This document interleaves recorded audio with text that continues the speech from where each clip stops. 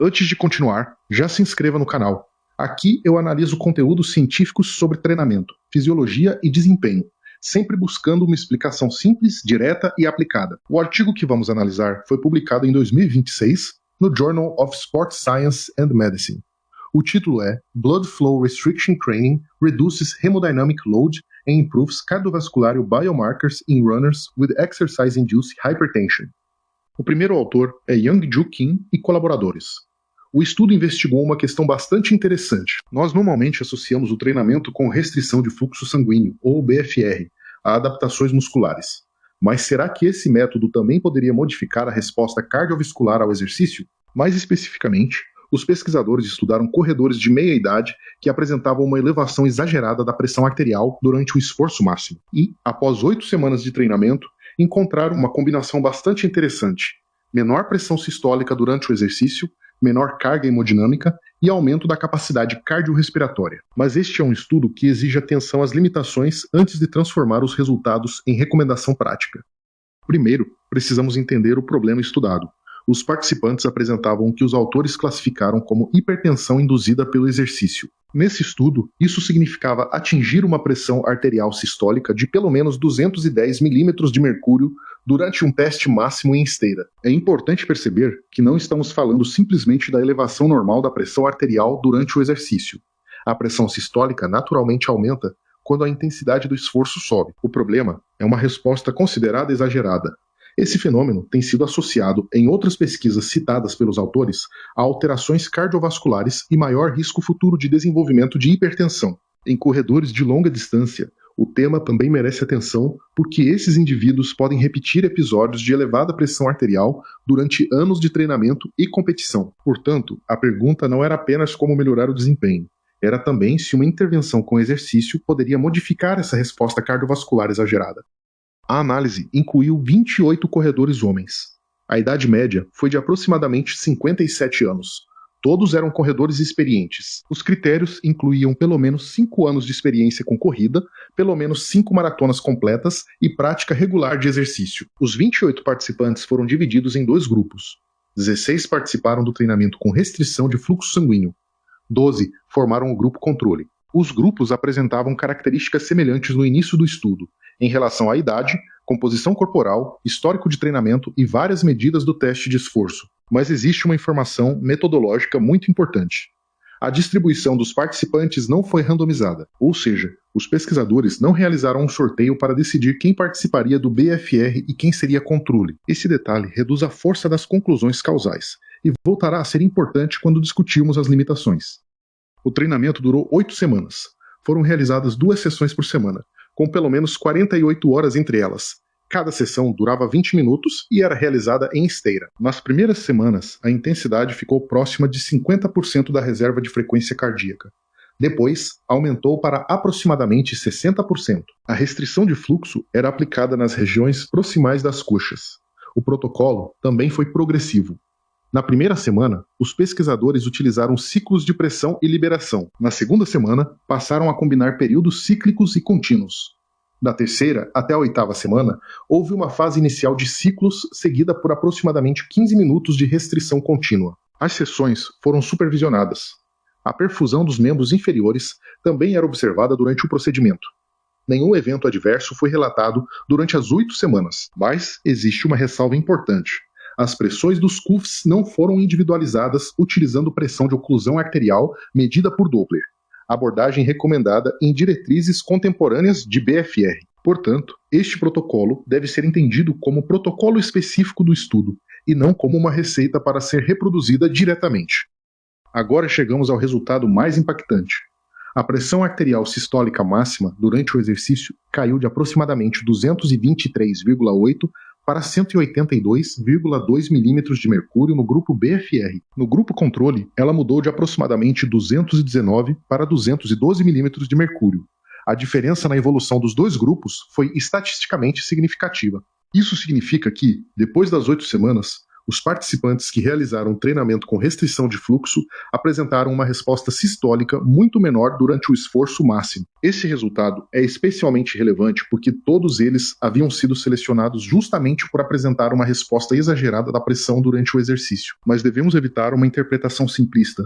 O estudo não demonstra que BFR seja um tratamento estabelecido para a hipertensão induzida pelo exercício. Ele mostra que, nesta pequena amostra específica, o grupo submetido ao protocolo apresentou uma redução importante da pressão máxima no teste.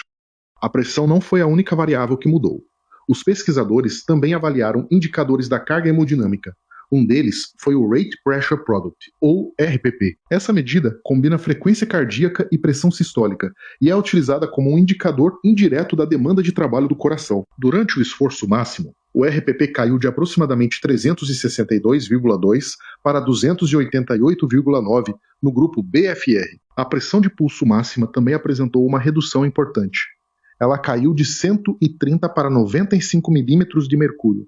No grupo controle, essas mudanças foram muito menores. Portanto, os resultados sugerem que o coração estava enfrentando uma menor carga hemodinâmica durante o esforço máximo depois da intervenção.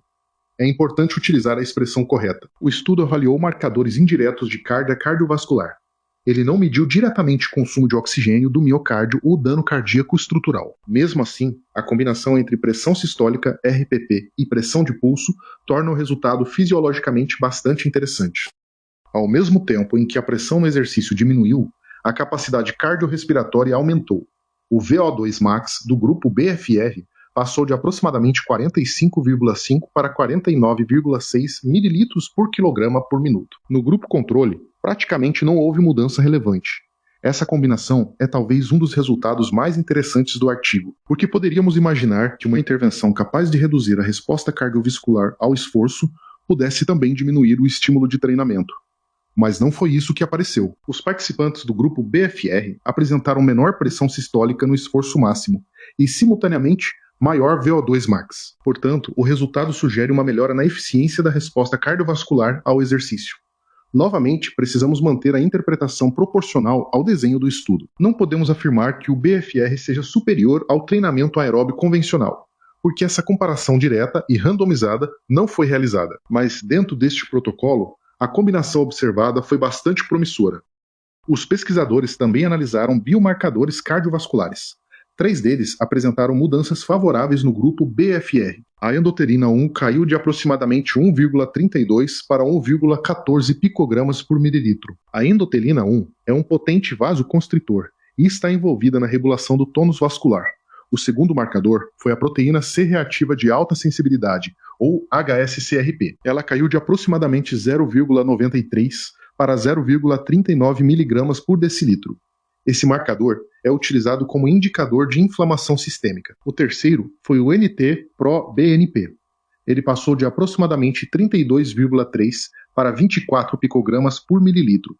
Esse biomarcador está relacionado ao estresse da parede cardíaca. Portanto, os resultados não ficaram restritos ao teste de esforço. Também apareceram mudanças bioquímicas compatíveis com menor vasoconstrição, menor inflamação sistêmica e menor estresse miocárdico. Mas essas interpretações devem continuar sendo feitas com prudência, porque biomarcadores não equivalem automaticamente a desfechos clínicos. E nem todos os marcadores melhoraram. O óxido nítrico não apresentou uma diferença significativa entre os grupos. Esse resultado é importante justamente porque impede uma narrativa simplificada de que o BFR melhorou tudo. O óxido nítrico participa da regulação vascular e da vasodilatação. Seria biologicamente plausível esperar um aumento após determinadas adaptações do endotélio. Mas isso não apareceu de forma clara neste estudo. Os próprios autores discutem que melhorias na função endotelial nem sempre precisam resultar em maiores concentrações basais dos metabólitos do óxido nítrico. Também existem dificuldades metodológicas para utilizar uma única medida sanguínea como representação completa da produção e biodisponibilidade de NO. Portanto, a interpretação correta é simples. ET1, HSCRP e NT-proBNP apresentaram respostas favoráveis.